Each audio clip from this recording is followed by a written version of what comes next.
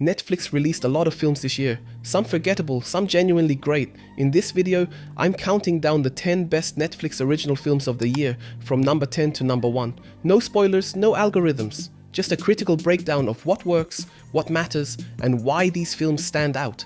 Let's start at number 10. A House of Dynamite is a political thriller that is far less interested in conventional suspense than in the mechanics of decision-making under extreme pressure. Kathryn Bigelow directs the story of a looming nuclear escalation with cool precision and deliberate emotional distance. What fascinates me most is how the film refuses to romanticize power, instead portraying it as an exhausting burden shaped by incomplete information and moral uncertainty.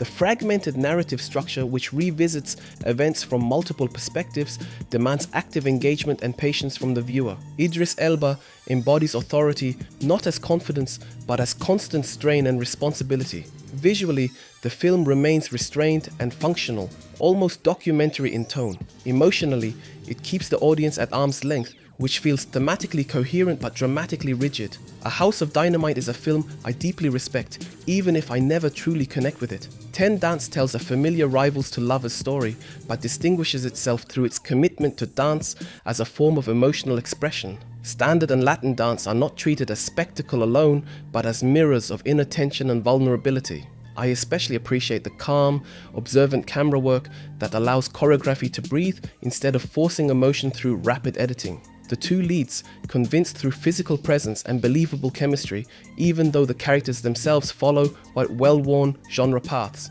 Narratively, the film avoids major risks and stays safely within established romantic drama conventions. It touches on themes of identity, ambition, and intimacy without fully exploring them. 10 Dance is elegant, well-performed, and emotionally accessible, but ultimately feels more like a polished genre exercise than a lasting cinematic statement. Straw draws its power from the slow escalation of an ordinary day spiraling out of control.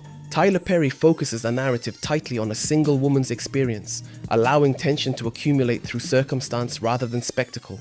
What works particularly well is the film's unwavering commitment to its protagonist's point of view. Taraji P. Henson delivers a physically intense performance that captures anger, fear, and exhaustion with raw immediacy. The direction is direct and emotionally heightened, at times intentionally exaggerated. Thematically, the film addresses structural inequality, systemic neglect, and psychological overload. It relies less on subtle subtext than on sustained emotional pressure.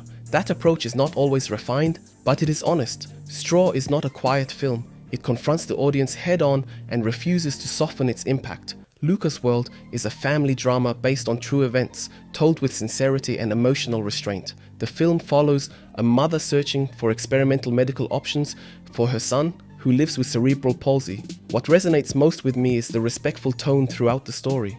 Barbara Mori does not portray an idealized figure, but a woman navigating hope, doubt, and exhaustion simultaneously. Director Mariana Chanillo keeps the camera close to the characters and avoids unnecessary melodrama. Visually, the film favors light and calm compositions, reinforcing its underlying optimism. Some conflicts remain more suggested than fully explored, which limits the film's depth at times. Still, Lucas World feels authentic and emotionally grounded, precisely because it does not pretend to offer easy answers to complex medical and ethical questions. Train Dreams is a quiet, contemplative film that allows time to unfold rather than rushing it forward. The life of a logger in the early 20th century is presented episodically, without traditional narrative momentum. I deeply appreciate this restraint. Joel Edgerton plays the central figure with minimal gestures and profound internal stillness. The film is less concerned with plot than with atmosphere, loss, and the passage of time. Landscapes are never romanticized, but shown as places of labor and survival. Director Clint Bentley captures solitude and change through imagery rather than commentary. Thematically, the film reflects on industrialization and the quiet erasure of ways of life.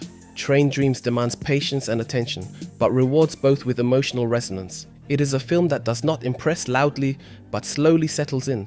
Frankenstein is Guillermo del Toro's deeply personal reinterpretation of the classic novel. Rather than emphasizing horror, the film centers on guilt, responsibility, and isolation. What I find most compelling is the emotional seriousness given to the relationship between creator and creation. Oscar Isaac portrays Victor Frankenstein as a conflicted, driven individual rather than a caricature of hubris. The creature is not reduced to monstrosity, but presented as a tragic being shaped by rejection. Visually, the film is rich, meticulously composed, and unmistakably deliberate in its design. Del Toro embraces slowness and melancholy, a choice that will not appeal to everyone. For me, this patience is the film's strength. Frankenstein is not interested in shock, but in consequence and human frailty. Wallace and Gromit, Vengeance. Most Foul is a warmly crafted return to classic stop-motion comedy. The film thrives on precise timing, visual humor, and the unmistakable relationship between the talkative inventor and his silent canine companion. I admire the craftsmanship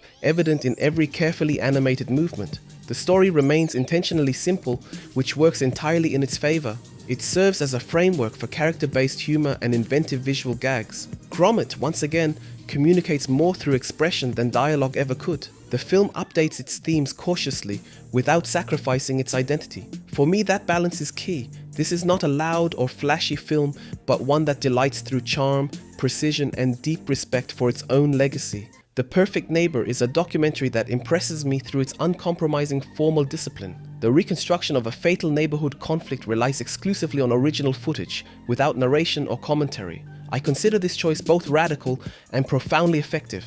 The film forces me to observe, judge, and confront contradictions on my own terms. Issues such as racism, gun laws, and institutional failure emerge precisely because the film refuses to explain them away. The footage is difficult to watch, yet never exploitative.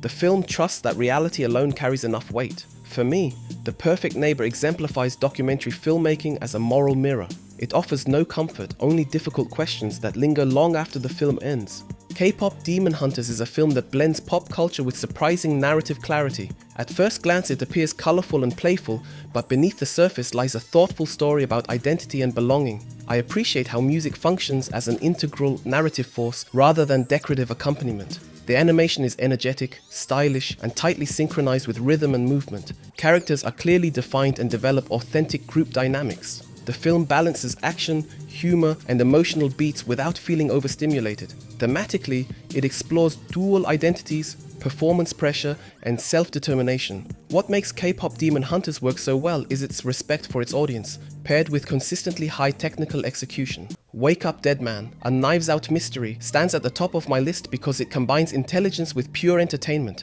Rian Johnson once again uses the whodunit framework, not just as a puzzle, but as a vehicle for character exploration. Daniel Craig plays Benoit Blanc with precise irony, never tipping into parody. The film thrives on sharp dialogue, confident pacing, and an ensemble that clearly understands its rhythm. Thematically, it touches on morality, power, and truth without underlining its message. What I value most is how suspense emerges from motivation and character rather than constant twists. Wake Up Dead Man is accessible, clever, and self-assured. For me, it represents modern mainstream cinema done with craft and purpose. That's my list of the 10 best Netflix original films of the year. Different genres, different tones, but each film earns its place in its own way. You don't have to agree with the ranking, but if even one of these films made you curious, it's worth watching and deciding for yourself. Thanks for watching. I'll see you in the next video.